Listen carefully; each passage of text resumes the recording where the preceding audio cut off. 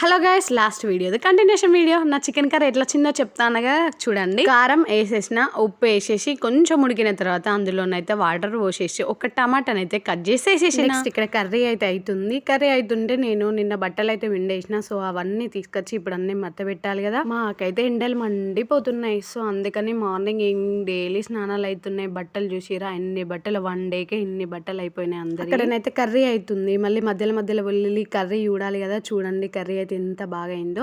Next ఇందులో కొన్ని water పోసుకొని కొంచెం దగ్గర పడ్డ తర్వాత మసాలా వేసుకొని దించుకుంటే ఏకదమ్ ఉంది ఫ్రెండ్స్. ఇందులోకి చపాతీ వేసుకొని తింటే చాలా బాగుంటుంది కదా. సో మనకు వంటలు అయిపోయిన తర్వాత ఉంటుంది కదా క్లీనింగ్ సెక్షన్, అన్ని గిన్నెలు అనేది తోమేసుకున్నా. మళ్ళీ పిల్లలు అయితే స్కూల్ నుండి తీసుకురావాలి కాబట్టి నెక్స్ట్ తోమేసిన తర్వాత ఇప్పుడైతే నేనైతే అన్నం తింటున్నా. నేను ఆనియన్ అండ్ లెమన్ పెట్టుకొని తింటా చికెన్ కర్రీలో, సూపర్ ఉంటుంది, చాలా బాగున్నది. మళ్ళీ నెక్స్ట్ వీడియోతో కలుస్తాను. Thank you for watching video friends. ఒక లైక్ వేసుకోండి.